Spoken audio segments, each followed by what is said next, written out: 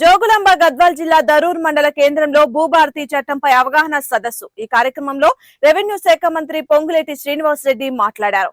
భూభద్రతా చట్టం ద్వారా రైతులకు భరోసా, ప్రతి ఎకరాకు భూదారు కార్డులు, ప్రతి ఒక్క కుటుంబానికి సన్నబియ్యం పంపిణీ, జిల్లాకు ఇంటిగ్రేటెడ్ పాఠశాల మంజూరు.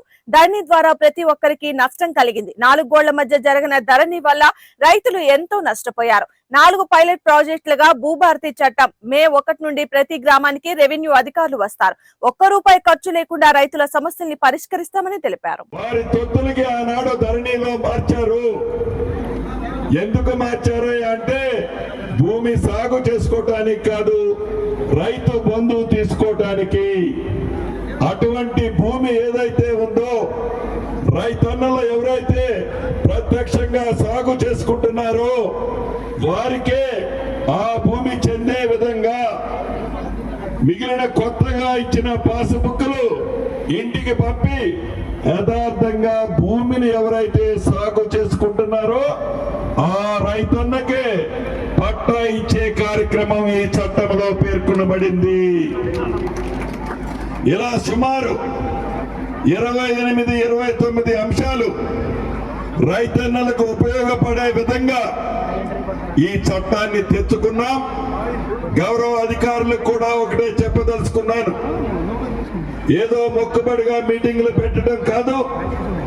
గౌరవ కలెక్టర్ గారు మీ జిల్లాలోని ప్రతి మండలానికి కనీసం అవగాహన సదస్సులో ఒక పూటైనా ఉండాలి, వారికి పూర్తి అవగాహన కల్పించాలి. వీటితో పాటు మిగిలిన అధికారులు మీరందరూ కూడా ఒకప్పుడు రైతు కుటుంబం నుంచి వచ్చిన వాళ్ళే, రైతు సాధక బాధకాలు తెలిసిన వాళ్ళే, రైతు ఆవేదన తెలిసిన వాళ్ళే.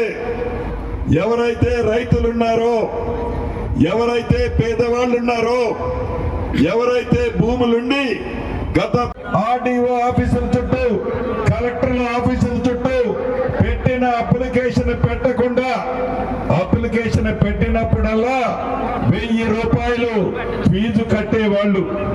మన ఈ భూభారతిలో, మన ఇందిరమ్మ ప్రభుత్వంలో ₹1 కూడా చెల్లించకుండా ప్రభుత్వ అధికారులే మీ రెవెన్యూ గ్రామాలకు వస్తారు.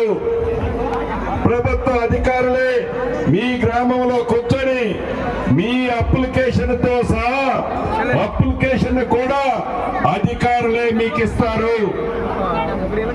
₹1 ఎవరికి చెల్లించవసరం లేదు. ధరణితో ఇబ్బంది పడ్డ రైతన్నలు కానీ, గతంలో వివిధ కారణాల చేత భూములుండి ఇబ్బంది పడుతున్న ప్రతి ఒక్క రైతన్నకు, భూములున్న అసాములకు ఈ భూభారతి చట్టం ఒక మహాప్రసాదం కానుంది.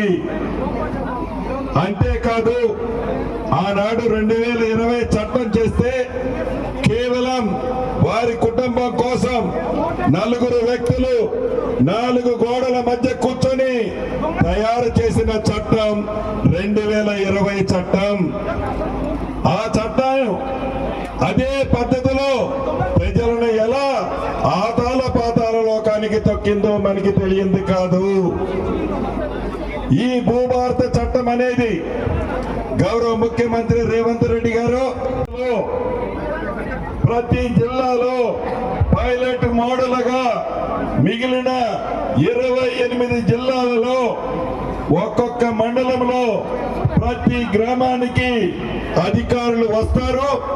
వచ్చి వాటిని కూడా పరిశీలించి ఈ చట్టంతో పాటు ఏవైతే నియమ నిబంధనలు మనం ఏర్పాటు చేసుకున్నామో, ఎక్కడైనా అవసరమైతే ఈ పైలట్ మోడల్ ద్వారా మనకి తెలియని విషయాలను కూడా మిస్ అయితే ఈ చట్టంతో పాటు ఈ నియమ నిబంధనలు అవసరమైతే సవరించుకుంటాము.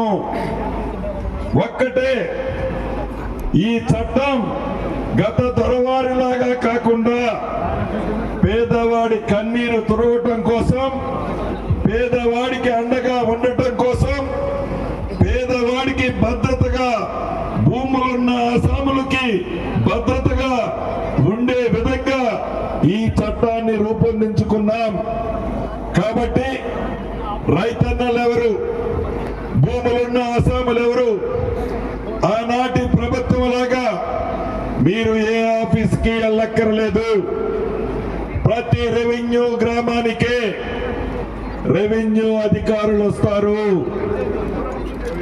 ఈ చట్టంలో కొన్ని ముఖ్యమైన అంశాలు మీకు చెప్తాను. ప్రతి మనిషికి ఆధార్ కార్డు ఎలా ఉందో భవిష్యత్తులో భూదారు తదుపరి గౌరవనీయులు మన పార్లమెంట్ సభ్యులు శ్రీ మల్లు రవి గారిని మాట్లాడాల్సిందిగా కోరుతున్నాం. దయచేసి కూర్చోండి అన్న.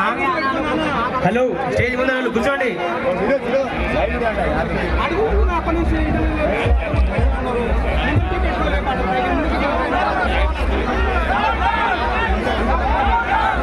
గౌరవనీయులు సభాధ్యక్షులు స్థానిక శాసనసభ్యులు కృష్ణమోహన్ రెడ్డి గారు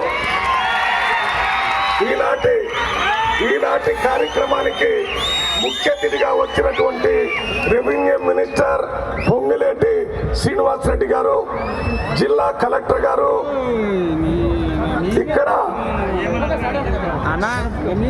జిల్లా డిసిసిబి చైర్మన్ విష్ణువర్ధన్ రెడ్డి గారు, లైబ్రరీ చైర్మన్ గారు, కలెక్టర్ గారు, జాయింట్ కలెక్టర్ గారు, ఇతర అధికారులు, ఈ కార్యక్రమంలో పాల్గొన్నటువంటి కాంగ్రెస్ పార్టీ నాయకులు సరితమ్మ గారు, తిరుపతి గారు, బక్క చందన గారు,